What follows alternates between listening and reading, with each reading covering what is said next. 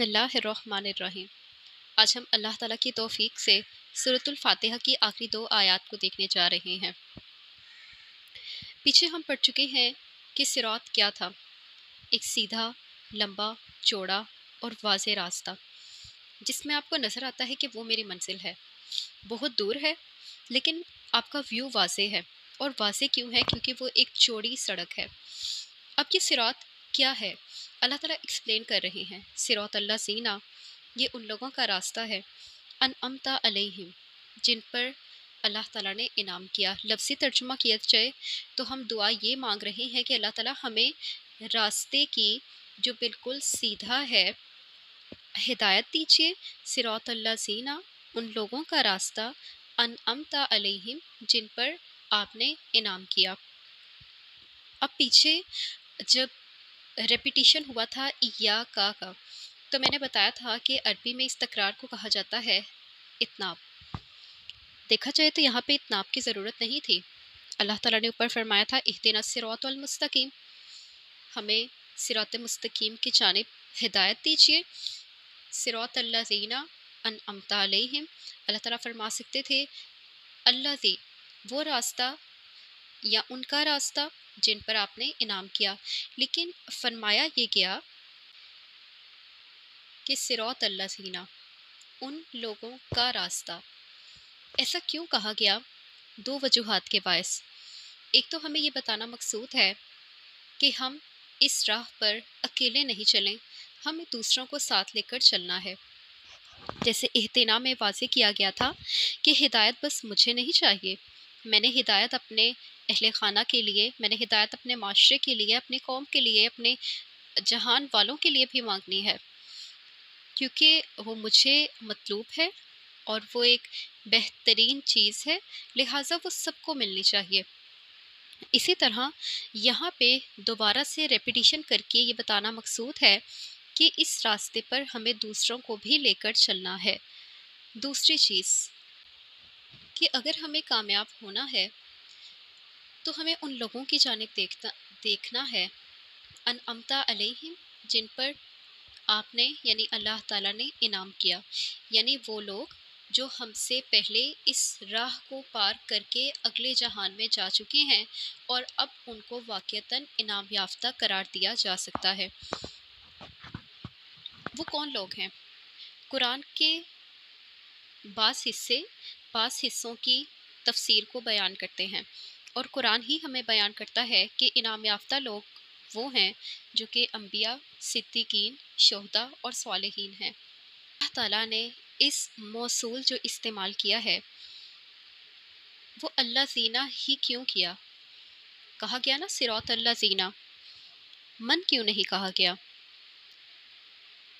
इसलिए कि मन से मुराद है जो कोई भी, यानी अगर कहा जाता सिराता मन अनअमता अलैहिम, तो इससे मुराद होता उन लोगों का रास्ता जिन किसी पर भी इनाम किया गया। लेकिन मन कहा ही नहीं गया, इंतखाब करके जो हर्फ इस्तेमाल किया गया वो है अल्लज़ीना, जिससे मुराद है खासुल खास लोग, यानी वो ख़ास तरीन लोग जिन पर अल्लाह ताला ने माजी में इनाम किया और उनको इनाम याफ्ता करार दिया। उन लोगों के सिरात पर मुझे चलने की अल्लाह ताला से दुआ मांगनी है। अब हमने तो ऊपर दुआ की थी कि अल्लाह ताला इहदिना, हमें हिदायत दीजिए। फिर नीचे आकर ये क्यों सिखाया गया सिरात अल्लज़ीना अनअमता? ये क्यों नहीं कहा गया सिरात अल्लज़ीना हदैतहुम, उन लोगों का रास्ता जिनको आपने हिदायत दी? इसलिए कि हिदायत मिल जाना काफ़ी नहीं होता, हिदायत के साथ साथ इंसान को आसानी भी चाहिए होती है। जैसे हमने ऊपर अल्लाह से दुआ की थी कि अल्लाह ताला इय्याका नअबुदु, हम आपकी इबादत करते हैं, व इय्याका नस्तईन, और हम आपसे इस्तिआनत चाहते हैं। तो यहाँ पे जो अल्लाह से हिदायत मांगने का पहलू है, हिदायत कैसे मांगी हमने? अल्लाह ताला की प्रॉपर वे में इताअत करके, अल्लाह का अब्द बन के, अल्लाह की इबादत करके। دوسری چیز کیا تھی؟ نتیجتاً ہمیں کیا ملتا؟ استعانت ملتی۔ استعانت کیا تھی؟ استعانت یہ تھی کہ مجھے واقعتاً راہ مستقیم پر چلایا جاتا، لیکن راہ مستقیم پر چلنے کے لیے مجھے کس چیز کی ضرورت ہے؟ مجھے آسانی چاہیے۔ آسانی کیا ہے؟ آسانی نعمت ہے۔ تو اس لیے کہا گیا صراط الذین انعمت علیہم۔ اگر عربی کی روح سے دیکھا جائے تو عربی میں یہ جو ورڈ نعمہ ہے یہ نعوم سے نکلا ہے، اور نعوم کہتے ہیں نرمی یا آسانی کو۔ جس طرح سے قرآن کی ایک سورت کا نام ہے سورۃ الانعام، اور انعام کہتے کسے ہیں؟ آرام سے چلتے ہوئے جانوروں کو۔ ایک تو وہ جانور ہیں جو تیز بھی دوڑ سکتے ہیں جیسے کہ چیتا، شیر، کتا، بلی۔ ایک وہ ہیں جو آرام سے چلتے ہیں جیسے گائے، بھینس، بیل۔ ان کو انعام کہا جاتا ہے۔ انہی سے لفظ نکلتا ہے نعیمہ۔ نعیمہ کہتے ہیں نرم چیز کو، اور نعیمہ ہی سے انعام نکلا ہے، جس سے مراد ہے کہ وہ جس کے لیے سہولت کی جائے۔ تو گویا جب اللہ تعالیٰ نے ہمیں دعا کرنے کا طریقہ یہ بتایا صراط الذین انعمت، تو اس سے مراد ہے کہ ان لوگوں کا راستہ جن کے لیے بہت سی سہولت کر دی گئی۔ ہمارے ہاں کیا غلط کانسیپٹ بن گیا ہے، ہم دیکھتے ہیں فالو کرنے کے لیے ان لوگوں کو جو کہ ہمارے دور میں موجود ہیں۔ although کہ یہ چیز غلط نہیں ہے کہ ان لوگوں کو فالو کریں جو آپ کے زمانے کے عظیم ترین لوگ ہیں اور جو دین کو پریکٹس کر رہے ہیں، لیکن ہم جو غلط چیز کرنا شروع کر چکے ہیں وہ یہ ہے کہ ہم ماضی کے ان لوگوں کو فالو کرنا بھول چکے ہیں جن کو فالو کرنے کا اللہ تعالیٰ نے خود ہمیں حکم دیا۔ انعمتا علیہم، انعمتا ماضی کا صیغہ ہے۔ وہ لوگ جو ہم سے پہلے صراط مستقیم پہ آگے جا چکے ہیں، جو کوالیفائی کر چکے ہیں۔ اگر مجھے کہیں پہ داخلہ لینا ہے، کالج میں مجھے جانا ہے، تو میں یہ نہیں کروں گی کہ ایک انسان جو اسکول میں ابھی میٹرک کر رہا ہے میں اس سے کہوں تم مجھے بتاؤ مجھے کون سے سبجیکٹس کو چوز کرنا چاہیے۔ آف کورس میں مشورہ ایسے انسان سے لوں گی جو کالج میں پڑھ چکا ہے، اور میں اس سے کہوں گی آپ مجھے بتائیں کہ مجھے کیا پڑھنا چاہیے، میرے یہ شوق ہیں، میرے لیے کیا بہتر ہے۔ اور وہ انسان مجھے اس طرح سے بتائے گا کہ آپ کے اگر یہ شوق ہیں تو آپ کو یہ پڑھنا چاہیے، آپ کو اس فیلڈ میں جانا چاہیے۔ یعنی ایک انسان جو کامیاب ہو چکا ہے اور جو ایک چیز کو پار کر چکا ہے اور ایک چیز سے گزر چکا ہے، ہم اس سے مشورہ مانگتے ہیں۔ تو انعمتا علیہم ماضی کے وہ لوگ جو آگے گئے، جن کے بارے میں خود اللہ تعالیٰ نے کہا یہ کوالیفائی ہو گئے ہیں اور ان کے یہ مراتب ہیں، ان کے یہ درجے ہیں، ان لوگوں سے سیکھنا ہے۔ آج ہم کیا کرتے ہیں کہ ہم نے اپنے پیر، مولانا اور جو بھی بنائے ہوئے ہیں، اللہ تعالیٰ ان سب کو سلامت رکھے اور ان سب کو اسی طرح سے دین کا کام کرنے کی توفیق دے، لیکن ہم اپنے بچوں کو ان کے پاس لے کر جاتے ہیں، اور اگر ہمارا بچہ پریکٹسنگ نہیں ہے تو ہم کیا کرتے ہیں کہ ہم ان بچے کو ان کے سامنے لے جاتے ہیں اور کہتے ہیں کہ دعا کریں کہ میرا بیٹا بھی آپ جیسا بن جائے، اور یہ کہ میرا بچہ یہ غلط کام کرتا ہے، میرا بچہ اتنا شرارتی ہے، میرا بچہ اتنا زیادہ تنگ کرتا ہے۔ یعنی ایک بچہ جو کہ آپ کو دیکھ کے سیکھتا ہے، اور آپ خود پریکٹسنگ نہیں ہیں، آپ خود 5 وقت کے نمازی بھی نہیں ہیں، اور آپ خود ایسے ہیں کہ بات بات پہ جھوٹ بولتے ہیں، چھوٹے چھوٹے جھوٹ، جیسے گھر پہ کوئی آیا تو والد نے کہا کہ بیٹا باہر جو انکل ہے ان سے کہو کہ والد گھر پہ نہیں ہے۔ آپ نے دین کو پریکٹس نہیں کیا، آپ نے بچے کی بنیاد کو کمزور رہنے دیا، اور یہ کہ اگر بچہ گھر پہ ہے تو وہ دیکھ رہا ہے کہ باپ اگر کام سے آ رہا ہے تو وہ ماں کے اوپر چلا رہا ہے، چیخ رہا ہے۔ اگر حالات تھوڑے سے خراب ہوئے ہیں اور گھر کے جو مالی مسائل ہیں وہ بڑھتے جا رہی ہیں، تو وہ اللہ کی جانب رجوع کرنے کی بجائے بیوی کے ساتھ جھگڑے کرے گا، تم خرچے کم کرو، تم گھر کو ٹھیک سے چلاؤ اور تم میرے ساتھ کوآپریٹ کرو، حالانکہ وہ کر بھی رہی ہوگی۔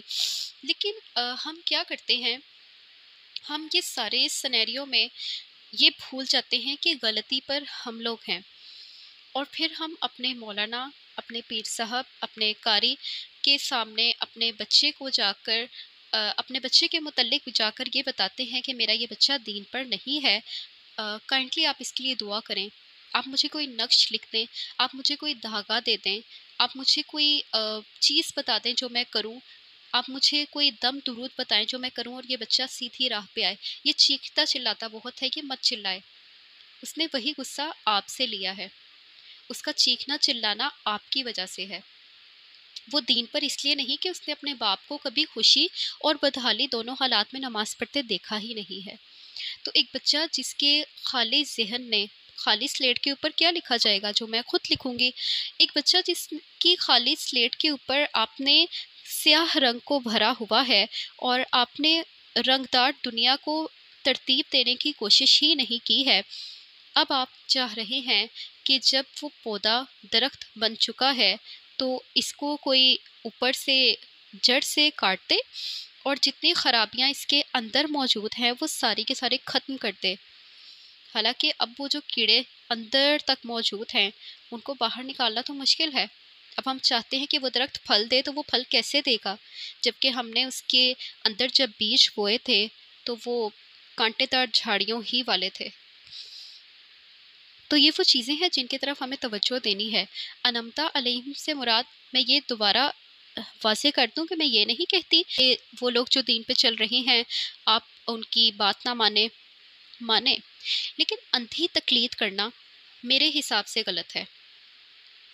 آپ کسی کی بھی کر لیں. ایک انسان جس کے دنیا میں 25 کروڑ فالوورز ہیں، ہے تو وہ ایک انسان ہی، وہ غلطی بھی کر سکتا ہے.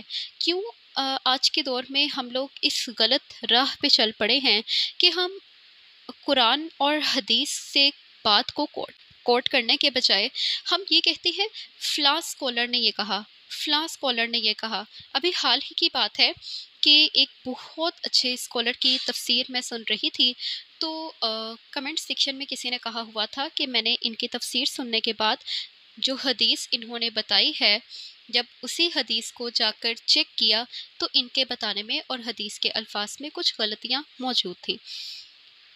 چونکہ مجھے عادت ہے اگر قرآن یا حدیث کی کوئی بات ہو تو میں بھی بحث میں نہیں پڑھتی ہوں، اس کو چیک کر لیتی ہوں، چیک کر کے بتا دیتی ہوں. کوئی مان لے تو ٹھیک ہے، نہ مانے تو یہ اس کا اور اللہ کا معاملہ ہے. تو میں نے چیک کیا، واقعتاً کمنٹ میں جو بندی بات کر رہی تھی وہ صحیح کہہ رہی تھی کہ واقعی ان کے تفسیر بتانے میں تھوڑی غلطی ہوئی تھی.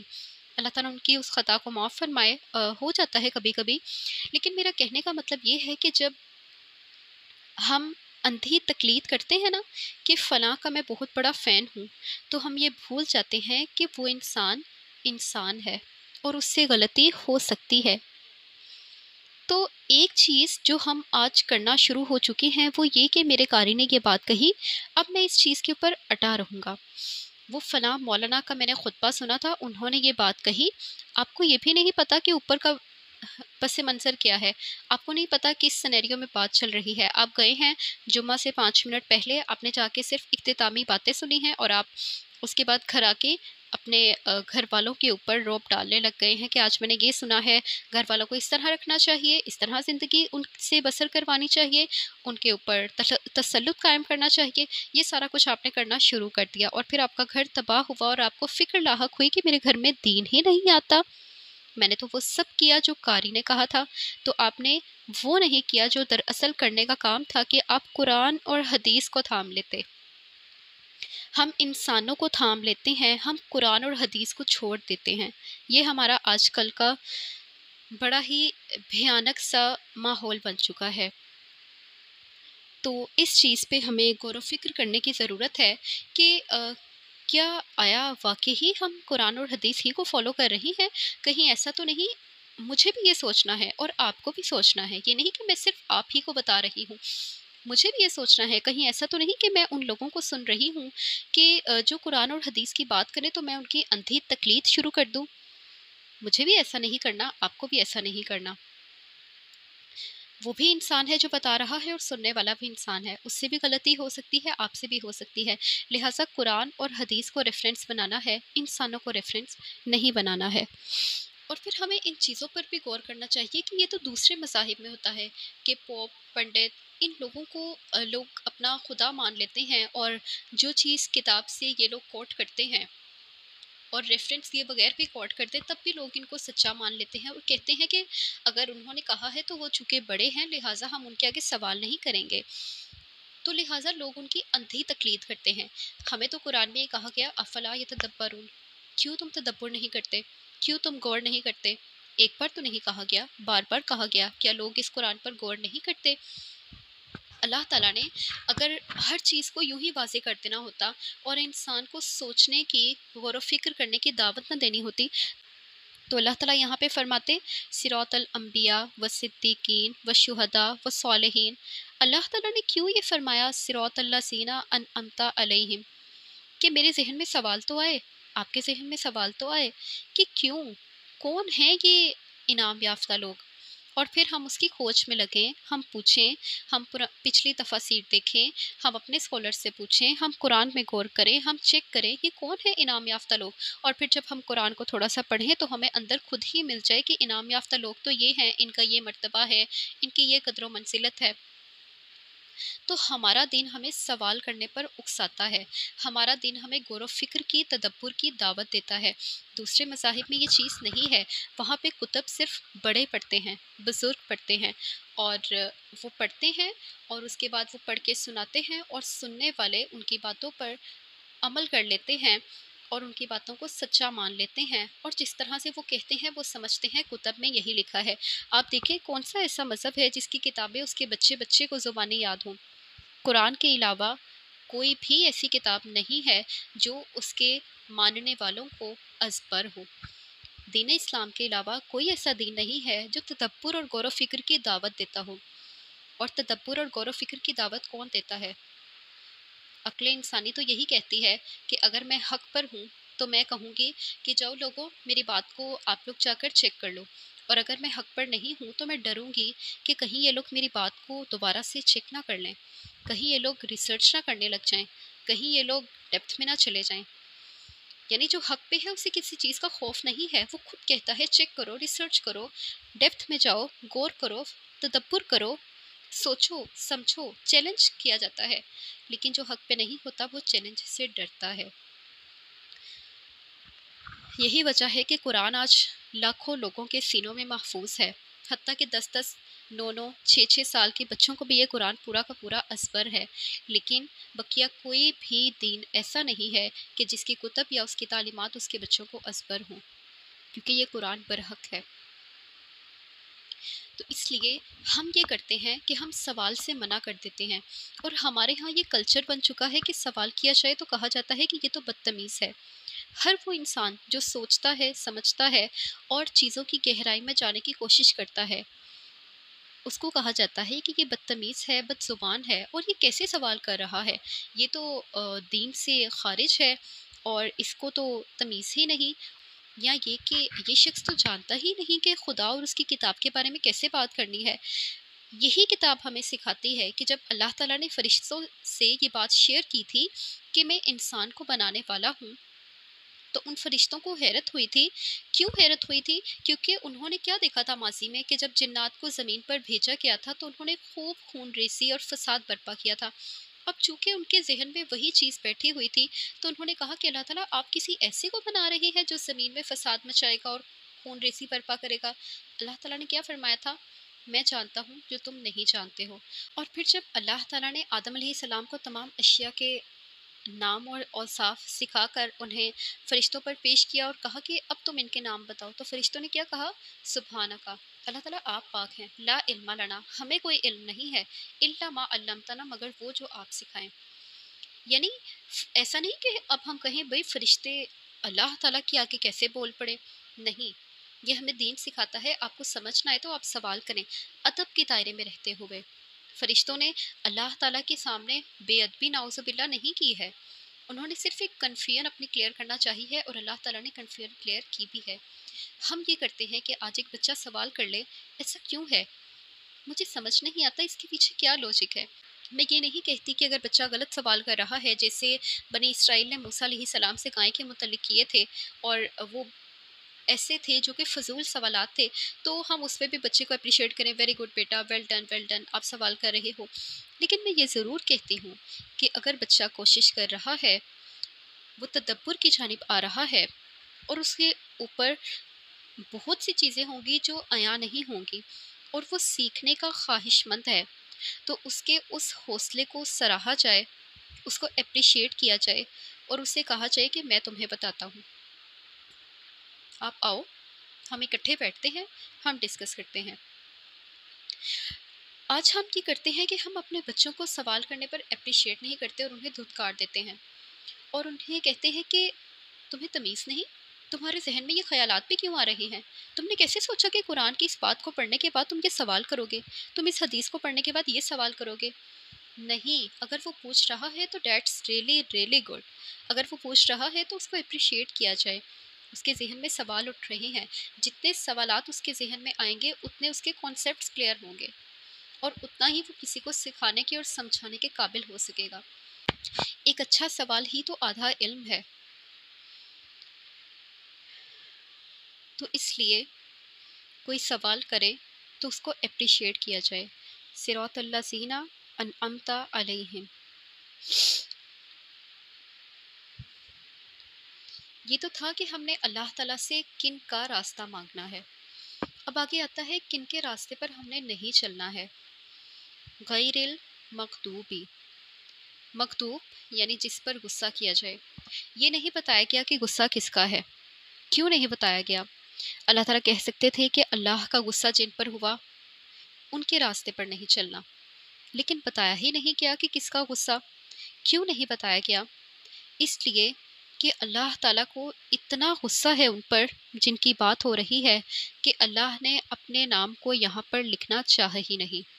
دوسری وجہ کہ اللہ نے جب یہاں پہ یہ نہیں لکھا کہ اللہ کا غضب ہو ان پر، تو اس سے مراد ہے کہ ان پر جن کی بات کی جا رہی ہے اللہ کا بھی غضب ہو، ایمان والوں کا غضب ہو، فرشتوں کا غضب ہو، ساری کائنات کا غضب ہو۔ یعنی اتنا غصہ ہے اللہ تعالیٰ کو ان پر جن کی بات ہو رہی ہے کہ اللہ نے اپنے نام کو یہاں پر لکھنا چاہا ہی نہیں۔ اب اس مکتوب سے مراد کون ہے؟ حدیث کے مطابق اگر دیکھا جائے تو نبی پاک صلی اللہ علیہ وآلہ وسلم نے یہ بتایا تھا کہ یہ مکتوب علیہم اور ضالین سے مراد یہود و نصارہ ہیں۔ یہود کیوں؟ کیونکہ 1400 سال تک پے در پہ بنی اسرائیل میں رسول آئے۔ وہ سلسلہ جو حضرت موسیٰ و ہارون علیہ السلام سے شروع ہوا اور عیسیٰ و یحییٰ علیہ السلام پر ختم ہوا تھا، اس میں کہیں پر بھی ایسا نہیں تھا کہ ایک رسول کی ڈیتھ ہو جاتی تو دوسرا نہ آتا، لیکن بنی اسرائیل نے ان کی باتوں کو پھر بھی جھٹلایا۔ اور پھر یہ کہ تورات، زبور، انجیل، یہ تینوں کتب وہی ہیں جو یہود ہی کو دی گئی، لیکن اس کے باوجود یہود نے ان کی تعلیمات سے انحراف کیا۔ کبھی انہوں نے کچھ احکامات کو مان لیا تو کبھی انہوں نے کئی احکامات کو چھوڑ دیا، دل کیا تو کسی کو تبدیل کر دیا اور دل کیا تو کسی کو اسی حالت میں مان لیا۔ تو اللہ تعالیٰ کو ان کی ان چیزوں پر اتنا غصہ ہے کہ اللہ تعالیٰ نے فرمایا غیر المغضوبی علیہم، اور ضالین کہتے ہیں راہ سے بھٹکے ہوئے کو، یا راہ سے سرگرداں کو، یا ایسے شخص کو کہ جو اس کشمکش میں ہے کہ سیدھی راہ کون سی ہے۔ یعنی ایک انسان جو ابھی تلاش حق میں ہے اور ابھی وہ اس تک نہیں پہنچا ہے، اس کو کہا جائے گا ضال، اور ضالین سے مراد نصارہ ہیں۔ مکتوب علیہم اور الضالین سے ایک اور چیز بھی بیان ہوتی ہے، کیونکہ قرآن کو آپ کبھی بھی یہ نہیں کہیں گے اچھا فلاں آیت تو قریش مکہ کے حق میں تھی تو میں کیا کروں، فلاں تو ابو لہب کے لیے تھی، اس میں میرے لیے کیا سبق ہے، اچھا وہ والی آیت وہ تو زمین و آسمان کے بارے ہیں، میرے سیکھنے کے لیے کیا ہے؟ ہمارے سیکھنے کے لیے یہ ہے جیسے اس آیت میں ہے کہ ہم نے ان لوگوں کے راستے پر نہیں چلنا جن پر غضب ہوا، اور جو ضالین ہیں۔ غضب کس پہ کیا جاتا ہے؟ مجھے کس پہ غصہ آئے گا؟ اس انسان پر جس سے ایک بچہ جو کل چھٹی پہ تھا اور اس کو یہ نہیں پتا تھا کہ آج ٹیسٹ ہے اور اس کا کسی سے رابطہ بھی نہیں ہے، مجھے اس پر غصہ آئے گا یا اس بچے پر جو کل موجود تھا اور جس نے آج آ کر مجھے یہ کہہ دیا کہ طبیعت تھوڑی سی ناساز ہے لہٰذا میں ٹیسٹ نہیں دوں گی؟ لازم سی بات ہے، مجھے کس پہ غصہ آئے گا؟ جس کو معلوم تھا کہ ٹیسٹ ہے لیکن اس نے طبیعت ٹھیک ہونے کے باوجود بہانہ بناتے ہوئے ٹیسٹ نہ دیا۔ غصہ اس پہ آتا ہے جسے ایک چیز کا علم تو ہے مگر اس کے پاس عمل نہیں ہے۔ گویا انعمتا سے مراد وہ لوگ ہیں جن کے پاس علم اور عمل دونوں تھے۔ المغضوب سے مراد وہ لوگ ہیں جن کے پاس علم تو تھا مگر عمل نہیں، یا جن کے پاس علم تو ہے مگر عمل نہیں۔ اور الضالین سے مراد وہ لوگ ہیں جن کے پاس علم کی بھی کمی ہے اور نتیجتاً عمل کی بھی کمی ہے۔ ہمیں دیکھنا ہے اور غور کرنا ہے ہم کس کیٹیگری میں آتے ہیں۔ مجھے بھی غور کرنا ہے اور آپ کو بھی کرنا ہے۔ کیا میں انعام یافتہ لوگوں میں سے ہوں؟ کیا ایسا ہے کہ میرے پاس جتنا علم ہے اتنا عمل بھی ہو؟ یا میں ان لوگوں میں سے ہوں اللہم لا تجعلنا منہم کہ جو مغضوب علیہم ہیں، جن کے پاس علم تو تھا، علم تو ہے مگر عمل نہیں؟ یا میں ضالین میں سے ہوں جن کے پاس علم کی بھی کمی ہے اور عمل کی بھی؟ اور آج ہم لوگ کیا کرتے ہیں، ہم ایسے لوگ ہو چکے ہیں کہ اگر کوئی ہمیں دین کی بات بتانے بھی لگے تو ہم کہتے ہیں مجھے نہ بتانا پلیز پلیز، اگر تم مجھے بتاؤ گے مجھے عمل کرنا پڑ جائے گا۔ اور یہ سب میں نے ہوتے دیکھا ہے کہ ہمارے گھروں میں یہ چیز ہوتی ہے کہ کوئی انسان غلط کام کر رہا ہے اور آپ اس کو صحیح کام بتانے لگتے ہیں، وہ پوچھتا ہے اچھا بتاؤ قرآن حدیث میں یہ لکھا ہے، اور ابھی آپ کی زبان سے الفاظ نکلتے ہی ہیں کہ ہاں میں ریفرنس دیتی ہوں، تو آپ کو فوری طور پہ خاموش کروا دیا جاتا ہے، اچھا مجھے نہ بتانا پلیز، مجھے عمل کرنا پڑے گا، اگر مجھے پتہ لگ گیا تو پھر میرے اندر ایک گلٹ ہوگا۔ مطلب یہ کیا ہے؟ ہمارے رویے کیسے ہو چکے ہیں آج کل؟ ہمیں پتہ بھی ہوتا ہے کہ ہم غلط کر رہے ہیں اور ہمارے اندر سے کوئی ہمیں مسلسل جگانے کی کوشش بھی کرتا ہے کہ نہیں تم غلط کر رہی ہو، تم مت کرو، لیکن پھر بھی ہم کیا کرتے ہیں، ہم جانتے بوجھتے ضالین کو پسند کر لیتے ہیں۔ ہمیں لگتا ہے کہ یہ سب سے آسان کیٹیگری ہے، اور ہم یہ بھول جاتے ہیں کہ ضالین میں ایسے لوگ بھی شامل ہیں جو جان بوجھ کے علم کا حاصل کرنا اپنے لیے ممکن بناتے ہی نہیں، یعنی ریسورسز تو ہوں لیکن وہ کہیں نہیں، سیکھ لیا تو عمل کرنا پڑے گا، عمل نہیں کروں گی تو پوچھ ہوگی، پوچھ تو تب بھی ہوگی جب ہم سیکھیں گے نہیں۔ حالانکہ آج کے دور میں دین سیکھنے میں کیا چیز رکاوٹ ہے؟ کچھ بھی تو نہیں۔ آپ باہر نہیں جا سکتے، گھر بیٹھ کے سیکھ لیں۔ آپ زیادہ وقت نہیں دے سکتے، کم دے لیں۔ آپ گھر کے کاموں میں مشغول ہیں تو کانوں میں ساتھ میں ہینڈ فریز لگا کے قرآن سن لیں، سیکھ لیں، سمجھ لیں، کسی ایک کو سکھا دیں، اپنی اولاد تک پہنچا دیں۔ لیکن نہیں، ہم جانتے بوجھتے ضالین ہونے کو پسند کرتے ہیں۔ اور ایک ہمارا اصلی مسئلہ، میرے بڑوں نے یہ کہا ہے تو انہوں نے صحیح کہا ہے، میں اس چیز پہ نہیں عمل کروں گی جو مجھے آج پتہ چلی ہے۔ آئی ڈونٹ نو ہمارا یہ مائنڈ سیٹ، ہمارا تو نہیں لیکن ہمارے بڑوں کا یہ مائنڈ سیٹ کس طرح سے تبدیل کیا جائے کہ اگر آپ ان کے سامنے قرآن کی آیت اور حدیث کو بیان بھی کرنا چاہیں وہ تب بھی کہیں گے تمہیں زیادہ دین آ گیا ہے، تم نے زیادہ پڑھ لیا ہے۔ اچھا تو اب ہماری اولاد نے اتنا پڑھ لیا ہے کہ وہ ہمیں بتائے گی کہ دین کیا کہتا ہے۔ اللہ تعالیٰ ہمیں اور ہمارے بڑوں کو ہدایت دے۔ ہمارے بزرگ تو چلے گئے اپنی قبروں میں غلط سے غلط ترین دین پھیلا کر، لیکن اللہ تعالیٰ ہمیں توفیق دے کہ ہم اپنے والدین کو ان کی زندگی میں راہ راست پہ لے آئیں اور خود بھی راہ راست پہ قائم رہیں۔ تو یہ تھی سورۃ الفاتحہ۔